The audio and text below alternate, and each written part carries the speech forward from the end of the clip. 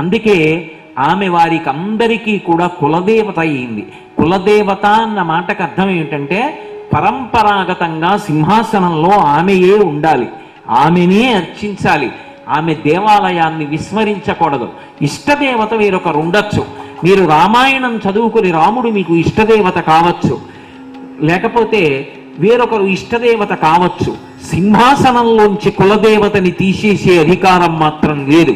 మొదటి పూజ కులదేవతకి, మొదటి దర్శనం కులదేవతకి, మొదట ప్రాణాలు కింద కాపాడుకోవలసింది ఎవరిని అంటే ఈ వాసవి కన్యకా పరమేశ్వరి దేవాలయాన్ని, ఈ చరిత్రని, ఈ సంప్రదాయాన్ని, ఈ అమ్మవారిని, అమ్మవారి పూజని, అమ్మవారి దేవాలయాల్ని మొట్టమొదట కాపాడుకోవలసినటువంటి సంప్రదాయము మీది.